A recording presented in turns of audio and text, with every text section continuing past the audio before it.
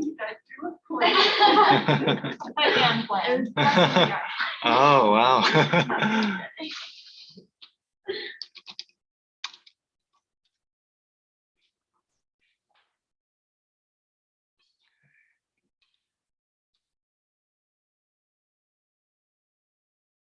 Are you feeling better today, Cassie? Yeah. Okay. Yeah, it was so weird. I think I had this like 24-hour stomach bug Uh-huh. or something Oh. like that. But That's I went rough. to the doctor and everything. Uh-huh. So much better. Did they give you something for that one? Yeah. No. She did give me something for like nausea. They just talked about that was the following day when I came home from lunch. There was no nausea. So yeah, should be good. But yeah. I'm glad you're feeling better. Yeah, it's so weird. I even went home.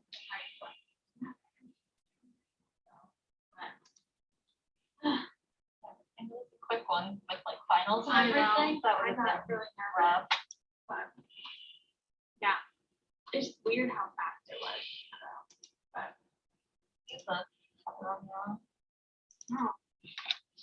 I'm getting from my coat. Yeah. Yeah, that happens to me too. I feel like I have like a feather. Yeah, that was your angel wing. Yeah. That's what it was. Yeah. I think I need to sit here in order to have my computer charged. Oh, So, Okay. oh, yeah, maybe there's another charger under the table. Let me try. I think most of them have. Yeah, a okay. under there. That works.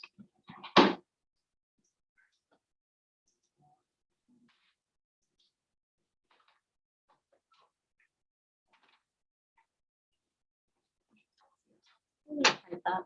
So we're not looking at ourselves. Just- There we go.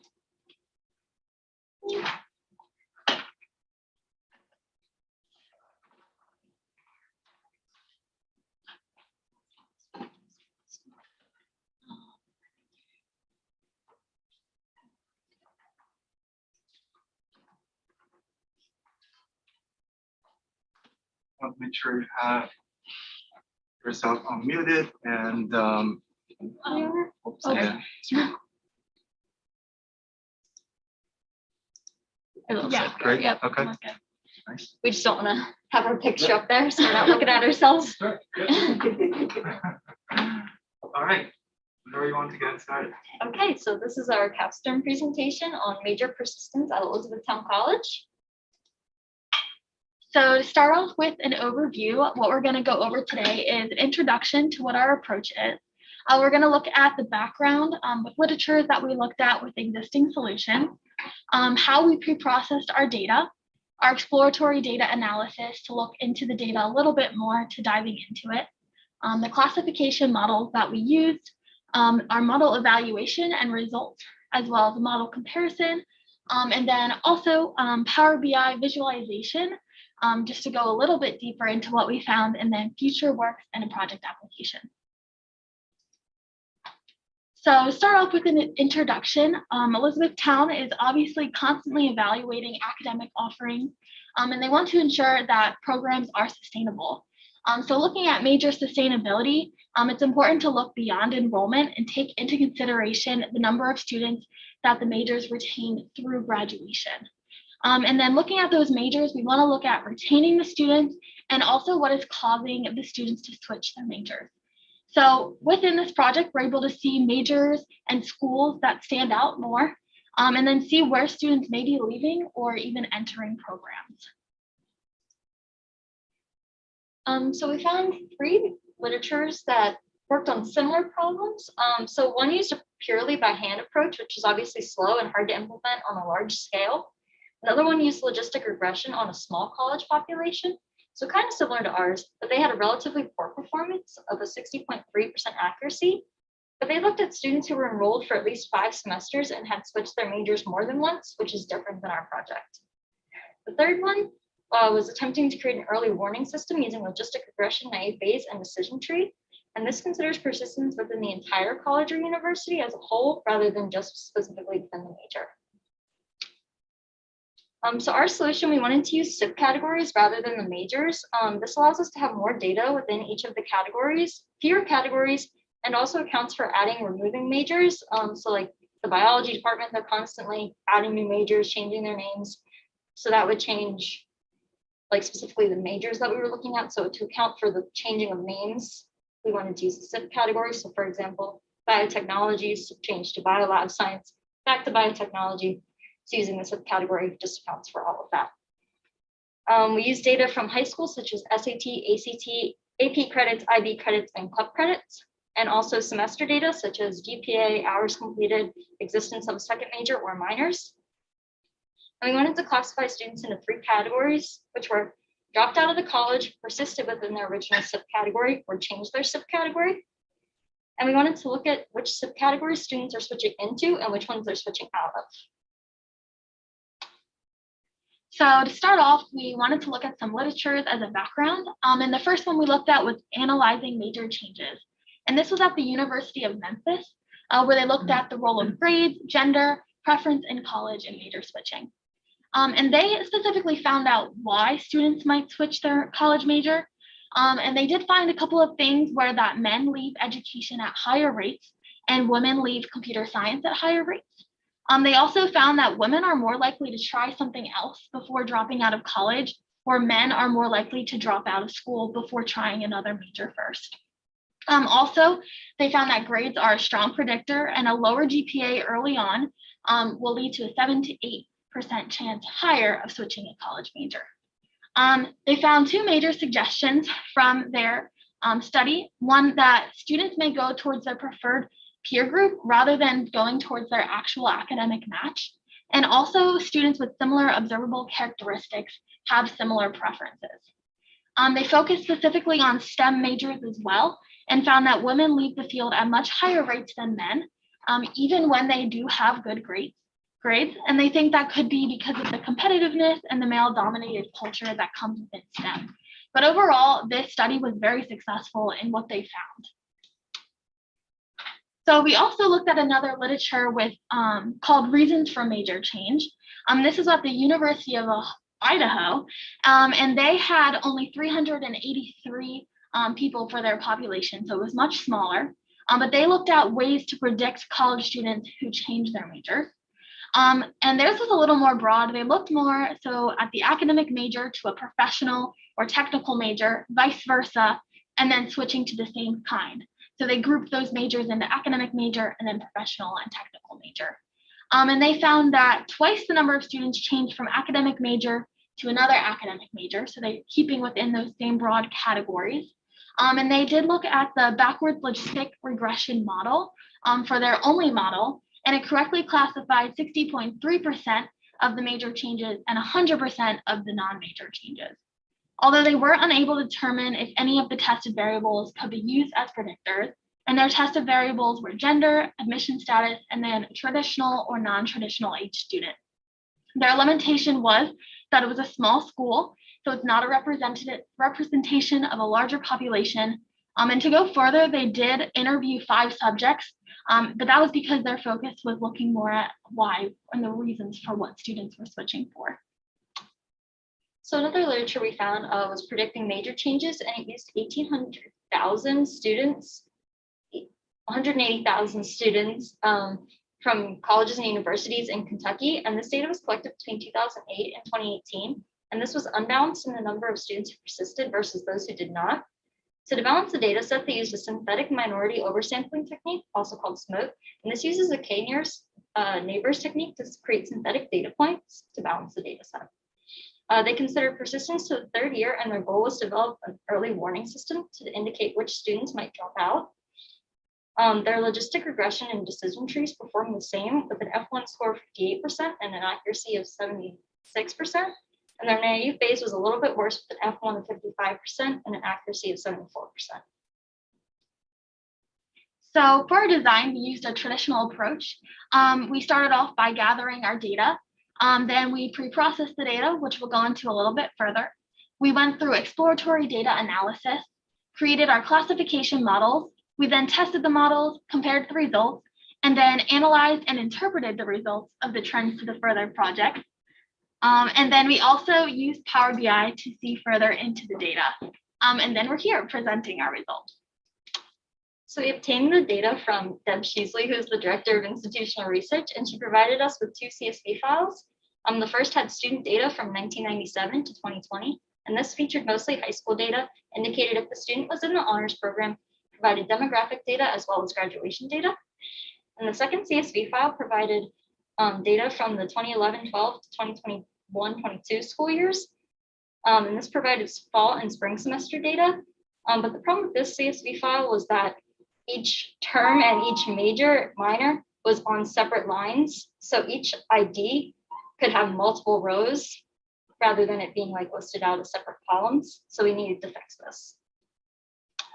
So we did this by pre-processing the data. First, we started by removing graduate students, non-degree students, certificates, School of Graduate and Professional Studies, and students who started after the 2017-2018 school year. And we removed the students who started after this year because we wanted to analyze through graduation. And if they started after this year, they wouldn't have graduated yet. Then we merged the student term data with the SIP data and created a new variable, one to indicate if the hours earned were the same as the number of hours attempted, and 0 otherwise. And then we kept certain columns from the data frame as you see listed here: ID number, academic year, term code, program type, program number, hours completed, term GPA, class code, SIP category, major, school, and department. From there, we created smaller data frames for major 1, major 2, minor 1, minor 2, minor 3, and then dropped the program type and program number. And then we calculated the semester number for each record in the major and minor data frames. So here's the code that we used to do this. It just kind of loops through and adds a variable using these math equations that I found. And creating this semester variable will help us convert from multiple rows into columns instead. So then we separated the major and minor data frames into smaller semester data frames, as you see here. And this is again showing the example from major 1. And we kept only first semester freshmen because we want to analyze first semester freshmen through graduation. And then we merged all of the semester data frames for each major and minor, and then merged all of those together. So now we have each ID, all of their semester data would be separate columns rather than multiple rows. Then we created a new column with dummy variable to indicate the existence of a second major or any minors. So if they had a second major, it would have 1, 0 otherwise, same thing for all the minors. Then we filled all null values with 0 and created a dummy variable for gender and converted the birth date to age when the students started college. Then we created a label column. We indicated 0 for students who persisted in their original subcategory, 1 for students who changed subcategories, 2 for students that changed their second major to their primary major. But we did not have any people in this category. And then for 3, we indicated students who dropped out or left the college. After EDA, we had dropped more columns so that only GPA, hours completed, existence of second major, minor 1, minor 2, minor 3 columns remained per semester, as well as the cohort, gender, high school data, honors flag, and the label. Then we removed SIP categories that have less than 70 records and split the data 80% for training and 20% for testing. So then we went into some exploratory data analysis. And first we looked at a count plot to visualize the labels that we're trying to predict. And if you'll see right away, there's no 2. So there isn't any students that took their secondary major and turned that into their primary major. So we didn't have any of those. But this demonstrates that our data set is unbalanced. So we were able to see that that's something that we needed to account for. So we then did another count plot to show how many students are in the different SIP categories for their 8th semester. And this was able to give us a general idea of what students tend to switch to, as well as which majors students tend to leave. So here's just an example with semester 1 to semester 2. And you're kind of able to see it here. Specifically, the one that stood out to me is with SIP category 51. You can see it's down a little above 100, but then in the second semester, it goes to close to 500. So there's one we're able to see with switching. So our first model that we did was naive Bayes, and we used a multinomial naive Bayes. It is important to note that we did not balance our data set since most of our models have a parameter that we can balance the data set. So part of the reason we decided to not balance the entire data set was to look at how an unbalanced model compares to balanced models. So this one is trained on an unbalanced data set and results in a 62% accuracy score. Our next model was logistic regression. We used penalty L1, liblinear as our solver, set class weight equal to balance, and random state 101. And this resulted in a 70% accuracy score. So then we looked at our decision tree. And then again, we just, for the first one, just used class weight balance, random state 101, and got a 75% accuracy. But then we wanted to optimize the model. So we tried again, we tried a bunch of different parameters, but one that worked best was max depth equal to 7, and we were able to get that up to 78% accuracy. So then we looked at a random forest, and this is again our optimized model. We were able to get our accuracy up to 80%, so that was a lot better from the other one. We had 800 estimators, a max depth of 18, and then again, we balanced it and had a random state of 101. So our random forest did give an 80% accuracy score, but we wanted to see if we could improve this a little bit. So we tried some ensemble learning techniques. The first one being voting classifier, which used decision tree, logistic regression, and random forest. And we used the optimized versions of decision tree and random forest in this, as well as soft voting, since this performed better than hard voting. And this gave us a 78% accuracy score. And then we also tried ADA boost. We tried this 2 different ways. So this one is on the decision tree classifier, again, using the optimized version with 200 estimators, a 0.6 learning rate, and random state 101. And this gave us a 79% accuracy score. But then when doing the same thing on the random forest classifier, we got an 80% accuracy score. So then lastly, we tried our Bayesian classifier. And here we used the decision tree classifier as our base estimator. We also tried this for the random forest, but it didn't come with as good of an accuracy. So we didn't include that one in here. But again, we have our class weight balanced and then changed our max depth to 12. We had 1 max sample and 900 estimators. And then this, we were happy to get an accuracy rate of 82%. So here's our model comparison within our models. And this is from highest to least. So you can see that our Bayesian classifier was the best with 82%. And then random forest and ADA boost with the random forest at 80%. Then going to our ADA boost with decision tree to 79. Our decision tree after optimizing with 78. Voting classifier with 78% as well. Our logistics regression with 70, and then naive Bayes with 62. And then the reason for that being that that was on an unbalanced data set. So we also compared our models with our literatures as well. So the first one with analyzing major changes. This was a completely different research style that they did than us. They took a mathematical approach. So theirs did take longer than ours did. Ours was a little quicker in that way, although they were more accurate with theirs. And again, they were looking at reasons why students changed majors rather than the actual major switch. So it is difficult to compare, but we do have some similarities to them, with grades being a predictor, as well as female and STEM being able to see that decrease as well. So then with our reasons for major change, looking at that literature, they only used 1 model, which is a big difference compared to what we did using backwards logistic regression. And they specifically looked at major changes and non-major changes in their accuracy. And they did correctly classify 60.3% of the major changes, but with our model, we were able to do 70% accuracy rate. And then again, they're looking at the reasons that could affect the major changes, so the outcome again is a little different.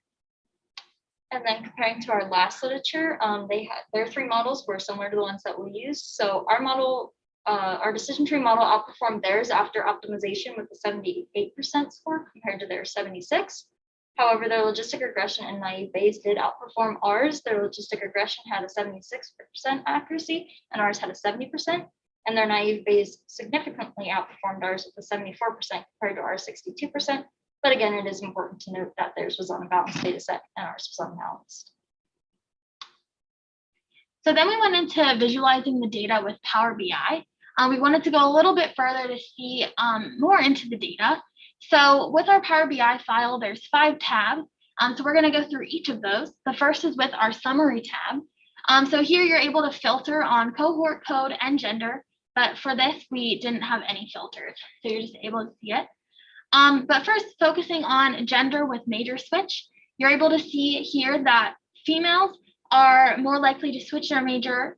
They have a 34.5% chance, where males are 21.24. So females are a little higher, but not a totally higher. But then we look at honor students with major switch. And here it's actually kind of interesting because when you see this, it looks like if someone is an honor student or not an honor student, they have pretty much the same chance of switching their major with 29.5 and 29.9. And just looking at this, it almost looks like major students are more likely to switch their majors. But then it's important to look at everything. So if you go over to that dropped out, you can see that if someone is not an honor student, they have a 28% chance of dropping out, whereas if they are an honor student, it's 15% chance. So this shows us that an honor student is actually more likely to switch their major before they will drop out, where someone who is not an honor student might drop out, might switch their major. Let me repeat that, might drop out rather than switching their major right away. And then you can see looking at that no column as well, that honor students are more likely to stay in that same major they are with 54.9%. And then if they're not an honor student, 42%. So it's important to look at all of it because just looking at that, yes, might seem very weird that it would be like that, but seeing, oh, maybe they're more likely to switch rather than drop out. So then we looked at ethnicity with major switch as well. And here, looking at it, you can see based off of their ethnicity, the likelihood of them to switch their major, drop out. And the one at the top is American Indian or Alaska Native with 50%. But it's important to know the significance of these numbers, which I'll show you on the next slide. So there's actually only 8 people with American Indian or Alaska Native. So it's not really significant looking at this 50% chance in comparison to the 30% chance later on, because there's only 4 of them that actually switched their major. But after that, we can see that Asian has 36.84% chance to switch their major, and then following with white with a 30.31% chance. So that is why we created this other tab. It was added in later after really looking into the data with the counts. So the counts kind of lets us see the significance of these numbers and how significant they really are. So again, with the ethnicity looking at American Indian or Alaska Native, we can see only 8 students. So that 50% chance is not as significant as it would be with white, where there's 2,917. But we can see with 113 and 125, those numbers are a little bit more significant. So that's just a good as a quality control and just to make sure the numbers you're looking at are actually significant to make decisions on. And we included them for gender as well as honor students as well. So then the other tab we created was the switching school tab. So this focused on schools within Power BI, and we focused mainly on the schools because that's something that Elizabethtown College is really starting to focus on and bring in. So that's why we focused on the schools, but then also because it's a little easier to see the schools rather than every single major or every single SIP category. This just makes a little more logical sense to look at.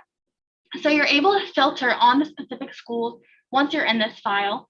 And I want to go over the first filter first to make it make sense. And the filter is switching out of filter 2, is what that says. So you're able to see if we do an example with that top one with the School of Business. So if we chose switching out of the School of Business to, for example, the School of Public Service has the most with 22 students are switching out of the School of Business into the School of Public Service. And because of the darker highlight in blue, it draws your eye to attention more. That is something that Power BI has built in, so you're able to see right away which has the biggest one. Also, it's important to note, you might see School of Business to School of Business. That might be kind of weird, but that's because they're switching their majors within their school. So they're staying in the school, but still switching their major. And then another thing that's really nice about this is you can see the total number. So we can see that 37 students are switching out of the School of Business. So you can get a lot from this. But then also we can do it reverse. So switching into from, so that's that bottom one there. and shows the School of Business again, just to make it stay consistent. So we can see they are switching into the School of Business from the School of Sciences, for example, as the 22 with the largest amount. And then again, we can see the School of Business to School of Business, same thing with 3. That makes sense, keeping that consistent.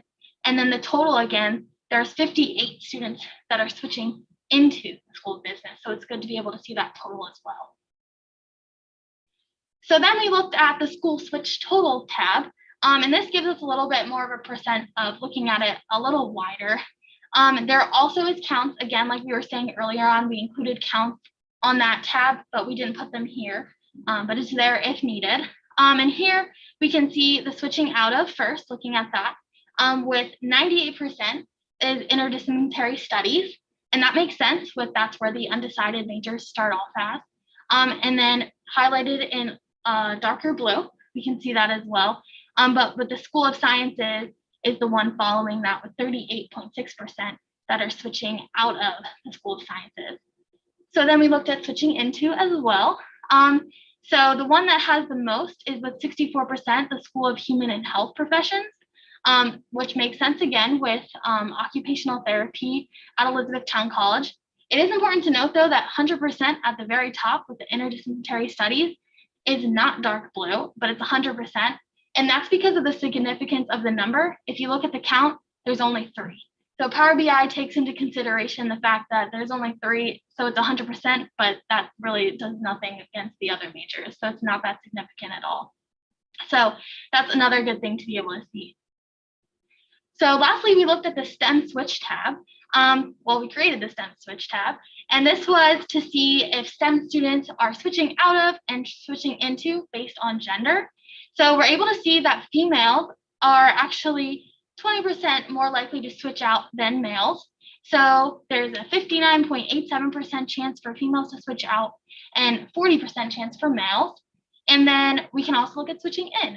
So I thought this was actually really interesting to see the large amount switching in. There's 83% of females switching in and almost 17% of males switching in. But if you look at the School of Human and Health Professions, 95% of them comes from that for female. So we think that that might be because of the large amount of females with occupational therapy at Elizabethtown College. So the college can use this to help determine like which majors should be added or dropped. So if they combine this with admission/enrollment numbers, I think this could be really powerful because it's important not only to see how many people each major is bringing in, but also if they stay in it. So a lot of people come in and they want to be biology, but a lot of people also drop out of biology. So I think it's important to combine those two. It also helps determine like which categories majors might be added to. So as we saw a lot of people switching to business, they might want to consider adding more business majors since that is a popular area. And then this could be adapted to focus on the school or department as a broader version rather than the subcategories, or they could try to go more specific with major. But I don't think this will allow for very robust models. So in conclusion, we use data from undergraduate students between the 2011-12 and 2017-2018 academic years. And we wanted to categorize people as either persisting in their subcategory, changing their subcategory, or dropping out / leaving the college. And this provided us an unbalanced data set. And to do this, we use naive Bayes, logistic regression, decision tree, random forest, voting classifier, ADA boost, and bagging classifier. And overall, bagging classifier performed the best with accuracy of 82.15%. Questions? Thank you. I have a question. Yeah, Okay, go ahead. When you did the subcategory, did you do it based on the 6 digits or the 2 digits? Just based off the two. Yep, off the first 2. That's good, because that would give you a better result. Yeah.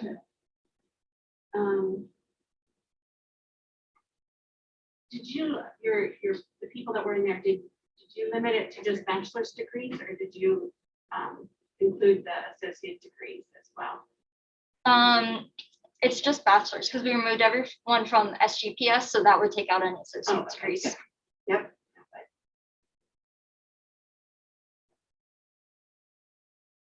I was curious, how did you handle if somebody had a second major and then they dropped the second major, but they didn't leave the college? So that didn't count as dropping majors because we were focusing mostly on the primary major. Oh, So the only thing that would change is, let's say they have it for their first 3 semesters. So in the column that has major 2, it would be 1 for the first 3 semesters, and then after that it would be 0. okay. So it's just kind of a variable that was used to help in the prediction. Very good.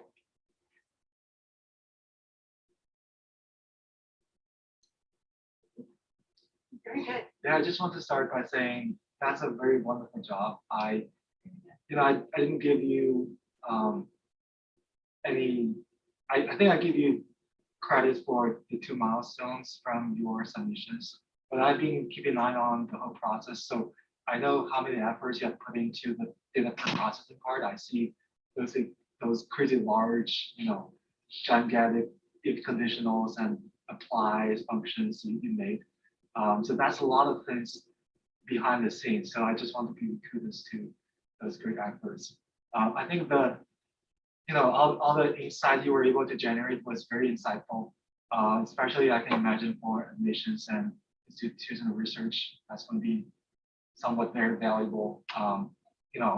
As a layman myself to admissions and students affairs, I can already see the value. If you're running a company, then the things you can bring into the audience today are definitely going to get a lot of credits. So I just want to say that's a very good job. And by looking at the technical sides, I noticed that you have been using a lot of advanced machine learning models like the bagging, random forest, loading classifiers. Those are the things we cover in DS300.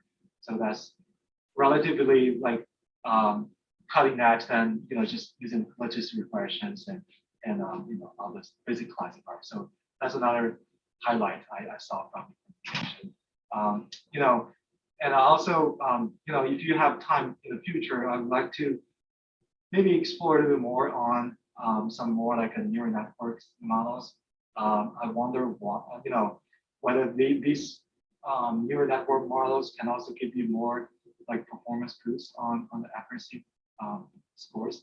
And also another thing you can think about, but maybe not on this product, but for your future is when you have a model for your data set. Now that you have like 82% of accuracy, that's very good. But you also want to explain more, like what is the most significant features you can find from this model. For example, if you use random forest, you can also study the significance of those features, so that's something also you can give to the audience, right? So we want to know, knowing the accuracy is very good, but also we want to know why this contributes to this good results. Okay, like what is the deciding factor in your model that make this reach to this conclusion? That's something I would add to your future work if you have time to work on it. Maybe for other students who want to continue your work on this, I'd like to explore more of that. But yeah, overall that's fantastic. I'm very pleased about the results. Thank you. All right. So yeah, that's the first presentation from them today. Are we still recording? Yeah, we are still recording. I can stop the recording for.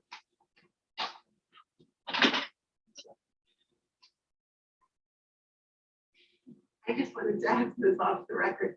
Do you, how will you be giving information to me so that I can continue to run it or continue to look at things as we go through time? I mean, we can provide you with our Jupyter notebook file. I don't know how familiar you are with Python, but I can give you I can send that to you. And then if you want our Power BI, you can send that too. I think they're gonna write for a report, like a thesis for the whole project. Yeah, So we do have a you probably paper. want to, write down some details about your implementations. I know, Lindsay, you're working on your honors version on thesis, right? Right. You probably want to, take note on the steps that you follow. I'm not sure if you have like a GitHub repository for all your code so far. If you do, then what I can think about is you can host your code on the GitHub and write for a README file so that whoever takes your code in the future can just read off that README file and understand the whole process a little bit more. Yeah, and we can also send you the Power BI file. We made that in a way that it should be simple for you to look through it and change everything with the filters. So that should work too. Very good. I would like to be able just to run it against similar files. Yeah. Yeah. I don't know Python, but when I look at code, I can I know so many languages. Probably pick it up. Yeah, Python's not Yeah, complicated because Yeah. most of it's already coded, and the only thing you'd really have to change is honestly, if you just update the file, like if it's the same file you want to run, if you just update that and then Yeah. hit run, You're done. Yeah. yeah. Very good. yeah. One thing that I'm just thinking about that now. So having a Jupyter Notebook file is good for your personal export or data analysis. But once you want to put that into production, you want to have a Python script.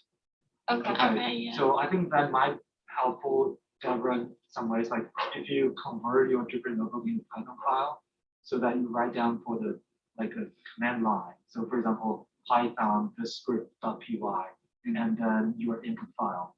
And then I don't think that's going to take you a lot of time. You just when you download Jupyter Notebook, convert it to a Python script, and then modify it a little bit so that you can take in some command line inputs.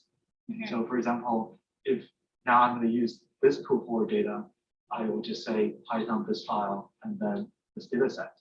Then if you want to switch to the other data set, then I just change the file from the timeline.